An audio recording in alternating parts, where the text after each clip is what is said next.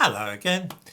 I attach a link to the BBC's latest diversity and inclusion plan, and very interesting reading it makes too.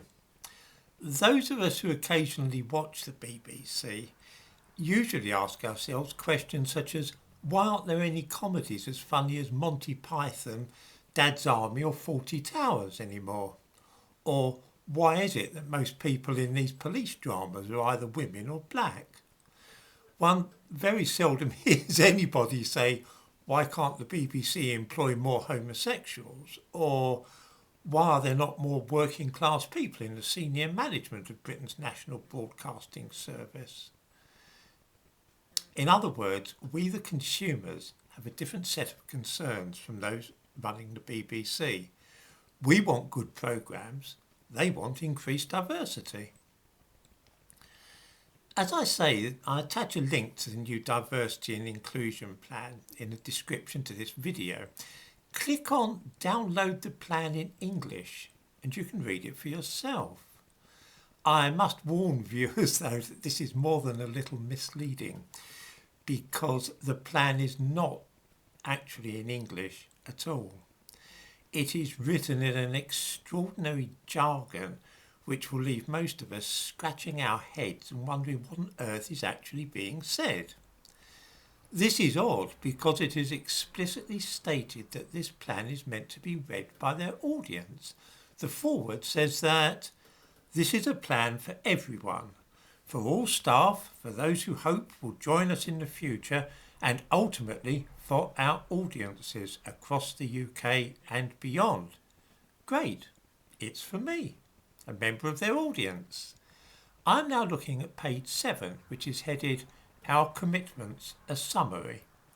Now, this should make it clear to me, before reading the rest of the report and ploughing through the text, what they are planning to do for the next 2 years. It's a summary.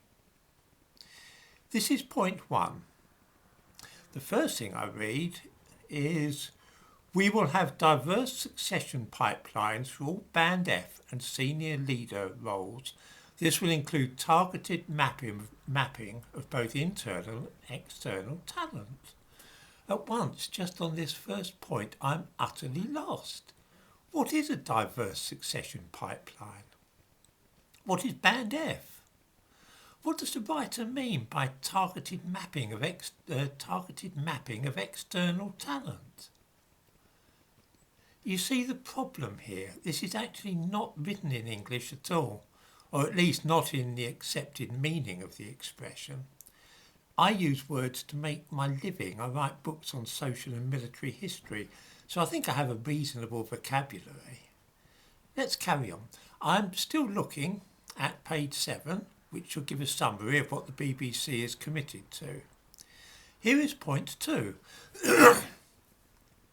We will introduce a high potential leadership programme with significant diverse membership, reflecting our ambition to meet our 50-20-12 targets and beyond. There are no hyphens to be found in the words high potential leadership, so I have no idea at all how to understand what is meant. Are high and potential meant to form one adjective, as in high potential leadership? If so, what does this mean? Or is it only high which is the adjective, as in high potential leadership? Or are all three merely describing a programme? I have no idea what this high potential leadership programme is or what it will do. What about 50-20-12? These three numbers being separated by colons. What does this mean? Is it a code, like something one might find in the Da Vinci Code? I have no idea. Once again, point 2 conveys literally no meaning to me.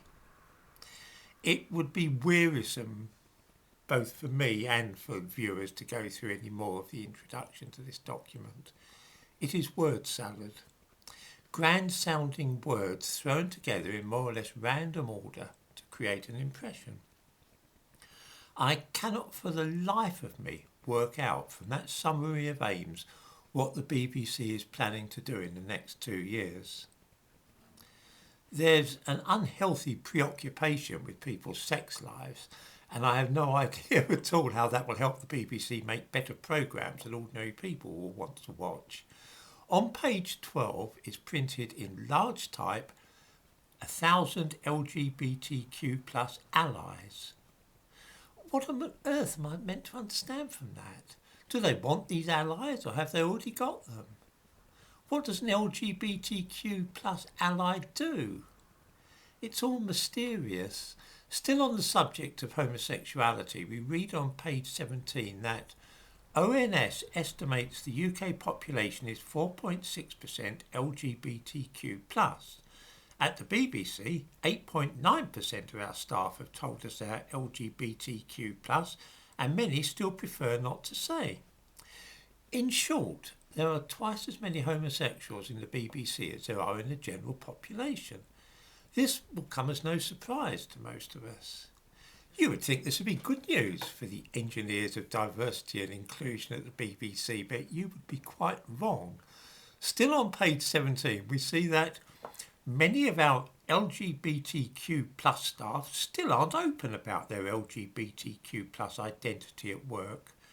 We commit to increasing the number of LGBTQ plus staff who are open about their LGBTQ plus identity in the workplace to at least 50%.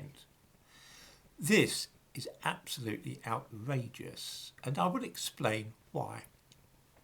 Because I have rather a camp manner at times, speak quietly, do not shout and swear, and of course have a moustache like one of the old time clones that they used to have in the gay community in the 1970s and 80s, many people over the years have assumed that I myself am a homosexual. This is quite funny. I remember mentioning to a woman at a place where I worked, I said something about my girlfriend, and she looked at me in amazement and said, "Your girlfriend?" She was a bit put out because she had taken it for granted that I was homosexual and felt somehow misled to discover I was straight. The BBC are worried that many of the homosexuals working for them do not boast about their sexual orientation, regarding it as a private matter, which is fine. That's how I view things as well. I don't think my sex life has anything to do with anybody else. BBC, though, are committed to increasing the number of LGBTQ plus staff who are open about their sexuality. I wonder how one goes about that. Do they mean that men should come into the office and say things like, "Oh, I committed sodomy last night. It's because I'm homosexual, you know." But no, that would just be awful. Perhaps instead they'll be expected to ask for the day off so they can go on a gay pride march or something. I would be curious to know about this because I never thought of having to come out about my own heterosexuality, and frankly never thought it anybody else's business. The BBC document, which I urge everybody to read, is an extraordinary thing. If they really want to get more viewers, then the BBC might spend a little less time worrying that homosexual staff want to keep their sex lives private and give a bit more thought to making good programmes.